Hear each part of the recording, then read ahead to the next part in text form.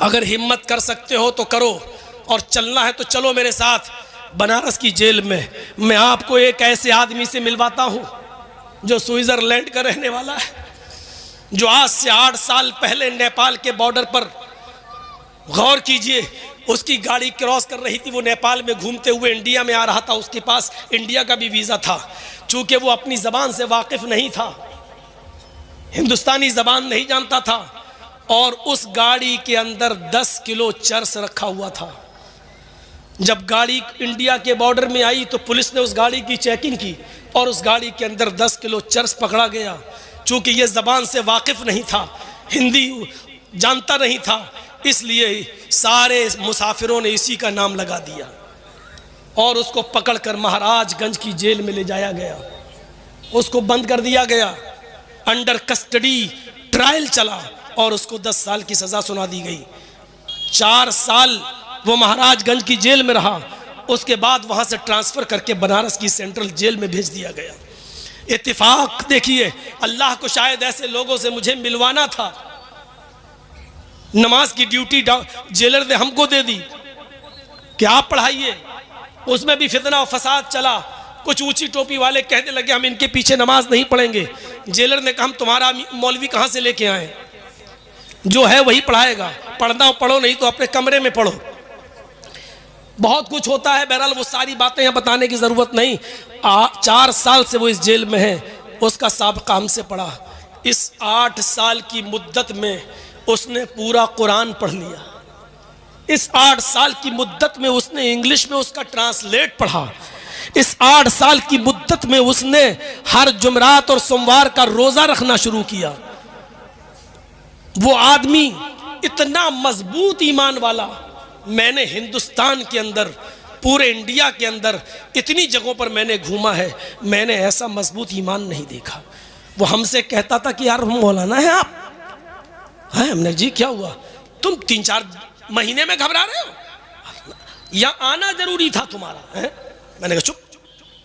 कहा नहीं, अल्लाह तुमको लेके आया, तुमको ये देखना था, तुमको यहां से सीखना था। हमने कहा मुझे मेरे जिस दुश्मन ने यहां तक पहुंचाया है उसको भी यहां आकर पता चलना चाहिए कि बीवी बच्चों से दूर रहने का अंजाम क्या होता है और क्या महसूस होता है। नहीं, तुम ऐसा नहीं करेगा, माफ कर दे उसको, माफ कर दे। मैंने कहा कि तुम्हें जिस पुलिस वाले ने अंदर डाला तुम माफ करोगे? 8 साल से पड़े हो। कहता हम तो पहले ही दिन माफ कर दिया, हम पहले ही दिन माफ कर दिया। हमने ऐसा मजबूत ईमान वाला नहीं देखा। जब मुझे बेल की खुशखबरी मिली, जब मैंने फ़ोन किया, वहाँ से 2 नंबर पे फ़ोन कर सकते थे। अब जब से अखिलेश की सरकार आई थी तो उसने 2 नंबर चालू करवा दिए थे कि कैदी जो है बंदी 2 नंबर पे बात कर सकता है 5 मिनट। तो जब मैंने अपने वकील से बात की तो उसने कहा मुबारक हो आपकी बेल हो गई। तो सबसे पहले मैंने उसी को बताया जुमे के दिन कि मेरी बेल हो गई। उसने कहा क्यों बताता है, क्यों बोलता है, हमको भी मत बताओ। क्यों? अरे जेल में नज़र लग जाता है। अपनी भाषा में बोल रहा है, उर्दू सीखा, हिंदी सीखा। मैंने कहा यार इस आदमी से मैं मिलने ज़रूर आऊँगा। मैं शनिचर को जेल से रिहा हुआ और जुमा मैंने कहीं नहीं पढ़ाया जानबूझकर, क्योंकि जहाँ पढ़ाता वहाँ भीड़ हम संभाल नहीं पाते। इतनी भीड़ आ रही थी कि फिर मैंने सोचा मीडिया ना आ जाए, तो मैं मुसाफिर था। जुमे के दिन हम जेल ही में चले गए। जो हमारे दोस्त बन चुके थे, जो खाना वाना बनाते थे हमारा, जो बेचारे कपड़े अपड़े भी धुल देते थे, हमारे पीछे नमाज भी पढ़ते थे, हमने उनसे मुलाकात करना बेहतर समझा कि बेचारों की कुछ मदद कर दी जाए। अब हम बाहर हैं, उनसे हम मिलने चले गए। तो उस आदमी से भी मिले, इतना खुश हुआ। मेरे भाइयों, आज भी स्विट्जरलैंड का रहने वाला वो आदमी, और 8 साल की सजा भी तक काट चुका है फर्जी केस के अंदर, फर्जी केस के अंदर बेचारा। लेकिन ईमान उसका इतना मजबूत है कि आज भी वही कहता है कि मेरा यहाँ आना जरूरी था, तुम्हारा भी आना जरूरी था। जितना दाना पानी लिखा था वो तुम्हें मिलेगा। यहाँ से जो सीख के जा रहे हो वह लोगों को बताओ कि क्या होता है, और यहाँ बंदियों की, कैदियों की के लिए कुछ करो। मेरे प्यारे साथियों, मौलाना अबुल कलाम आज़ाद की ज़िंदगी से सबक हासिल कीजिए। अल्लामा इब्न तैमिया ने जेल की सलाखों में रहकर 35 जिल्दों में फतावा इब्न तैमिया जेल के अंदर ही लिख डाली है मेरे भाइयों।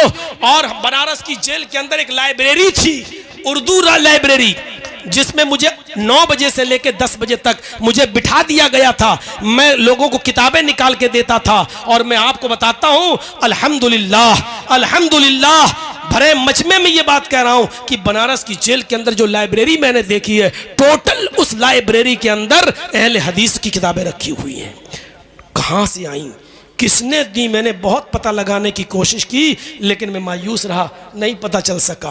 पूरी लाइब्रेरी में उर्दू की किताबें रखी हुई हैं, पढ़िए। सफ़ीउर रहमान साहब मुबारकपुरी की, एहसान इलाही ज़हीर की, फजल इलाही साहब की, ये सारी किताबें भरी पड़ी हुई हैं। लोग माशाल्लाह पढ़ भी रहे हैं। अगर किसी के बीवी बच्चे ना हो तो जेल से ज़्यादा सुकून की जगह तो कोई है ही नहीं। अगर बीवी बच्चे ना हो तो, और बीवी बच्चे हो तो सबसे बड़ी सज़ा वही है, क्योंकि काट दिया जाता है, उनसे काट दिया जाता है। आपको बीए करना हो तो वहाँ करो, एमए करना हो तो वहाँ करो, स्कूल वहाँ खुले हुए हैं, खेलना हो तो मैच है, वॉलीबॉल खेलो, क्रिकेट खेलो, काम करना है तो काम करो, आपको उसका पैसा मिलेगा। काम नहीं करना चाहो तो कोई बात नहीं, आपको पैसा नहीं मिलेगा। आप एक दिन भी अगर आपने खाना नहीं लिया तो ज़बरदस्ती आपको खाना खिलाया जाएगा। मेरा वज़न जब आधा किलो घट गया, जब गया तो वज़न किया, 3 महीने के बाद वज़न किया तो आधा किलो घट गया। जेलर आया कि क्यों खाना नहीं मिल रहा है, बेचारा आधा किलो दूध लगा गया मेरा, खाओ, बाहर निकलोगे तो अरे हमें कोर्ट को जवाब देना पड़ता है। अब बताइए कि इसको कौन समझेगा, कोई इसको जेल समझेगा? लेकिन हाँ, घर वालों से काट दिया जाए, ये सबसे बड़ी सज़ा है। आप लोगों की दुआओं ने मुझे बाहर निकाला है, मुझे अपने अहलो अयाल से मिलवाया है, और लोगों ने खाने काबा में भी हमारे लिए दुआएं की हैं। मैं उन सब का शुक्रगुजार हूँ। अपनी जमयत का, जमात का, बड़े बड़े लोग मुझसे मिलने आए, जमियत उलमा के लोग हमसे मिलने आए।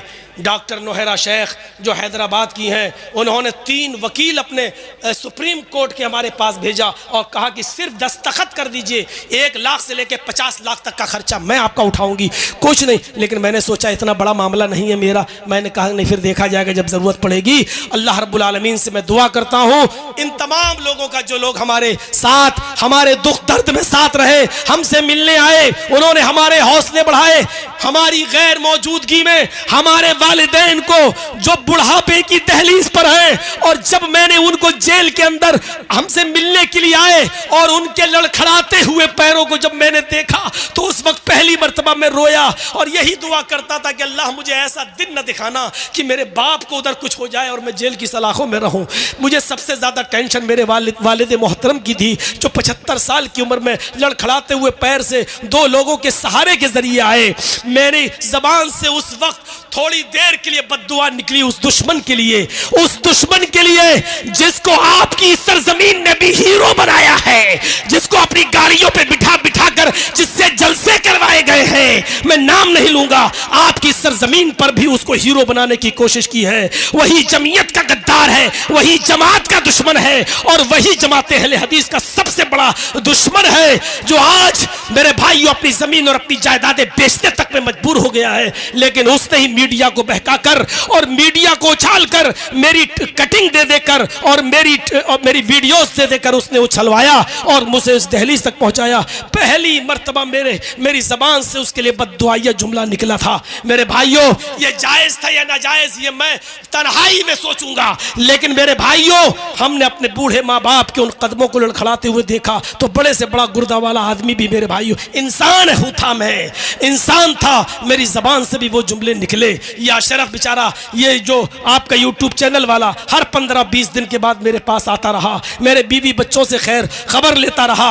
एक आदमी तो ऐसा मेरे घर पे आया जिसने मेरे बच्चे को बुलाया, मैं नहीं जानता हूं वो कौन है, अल्लाह उसको जज़ाए खैर दे, जिसने मेरे बच्चे से पूछा कि बेटा तुम कौन से स्कूल में पढ़ते हो, क्या तुम्हारा दूसरा भाई भी वहीं पढ़ता है, तुम बस से जाते हो? वो बेचारा स्कूल का एड्रेस लेकर गया और जाने के बाद वहां की मैडम से मिला और कहता है कि कब से फीस जमा नहीं हुई। उन्होंने कहा 4 महीने से। कहा कि पूरे साल की फीस कितनी हुई है? उन्होंने बताया 4.5 लाख रुपया फीस बनती है, बस की भी और दोनों बच्चों की पढ़ाई लिखाई की। उसने 4.5 लाख रुपए पूरे साल की फीस जमा कर दी। ली और उसकी रसीद लाकर मेरे बच्चे को दे दिया कि जाओ अपनी अम्मी को दे देना। मेरा बेटा उसका मोबाइल नंबर पूछता रहा, उसका फ़ोन नंबर जानने की कोशिश करता रहा, लेकिन उसने कुछ नहीं बताया और कहा जाकर कह देना कि बस हमने अल्लाह के लिए काम किया है, और वो चला गया। मेरे इस कैसेट और इस तकरीर के ज़रिए अगर उस तक मेरी खबर पहुंच जाए तो तुमने मेरी गैर मौजूदगी में मेरे लिए जो सहारा बने हो, अल्लाह तुम्हें तुम्हारे कारोबार में दिन दूनी और रात चौगनी तरक्की अता फरमाए, तुम्हारे दुख दर्द में तुम्हारा तुम्हारा साथ दे। और तुम अगर अपना नाम नहीं बताना चाहते तो मत बताओ, अल्लाह रब्बुल आलमीन इसका तुम्हें बेहतरीन बदला देगा। हमारी बीवी लखनऊ में अपने बच्चों के साथ अकेले, लेकिन मेरे बच्चे को नमक तक नहीं खरीदना पड़ा, मेरे बेटे को नमक तक नहीं खरीदना पड़ा, वहाँ की जमीयत और जमात ने पूरा साथ दिया। अल्लाह ये सब तेरी तरफ से हुआ है, मैं तेरा शुक्रगुजार हूँ, तेरा शुक्र अदा करता हूँ। मैं उन तमाम लोगों का जिन्होंने दुआएं की और उन लोगों का भी जो हमसे मिलने के लिए आए। मैंने कहा था कि मेरा गला बैठ जाएगा, अब साथ नहीं दे पाऊँगा, कल इंशाअल्लाह तफसीली बहस होगी, तफसीली गुफ्तगू होगी। मैं फिर आपसे कहता हूँ कि चैनल वालों, मैंने तुम्हें बहुत समझाया, लेकिन तुम अपनी हरकत से बाज नहीं आए, मजबूरन मैंने ये कदम उठाया। आइंदा कभी मेरे पास मेरी तकरीर को रिकॉर्ड करने मत आइएगा, मैं फिर उस जगह नहीं जाना चाहता हूँ जिस जगह पर तुम लोगों की थंबल ने और तुम लोगों के कटिंग ने और तुम लोगों की निशानियों ने हमें पहुँचाया था। मैं मौज़रत के साथ कहता हूँ कि जो लोग भी मुझसे प्रोग्राम अपने यहाँ कराएंगे वो चैनल वालों को रोकेंगे, वरना मैं उनको प्रोग्राम नहीं दे पाऊँगा। बड़ी मौज़रत के साथ अल्लाह से मैं दुआ करता हूँ कि बारे इलाह हमारी ख़ताओं को माफ़ फरमा दे, ईमान हमारे अंदर पैदा फरमा दे, और जो सरबुलंदी और इज़्ज़त का तूने वादा किया था बारे इलाह वो तू हमें अता फरमा। और जब तक तू हमें ज़िंदा रख, इस्लाम पर ज़िंदा रखना, जब ख़ात्मा हो तो ईमान पर हमारा ख़ात्मा फरमाना। वमा अलैना इल्लल बलागुल मुबीन व आखिरु दावाना अनिल हम्दुलिल्लाहि रब्बिल आलमीन।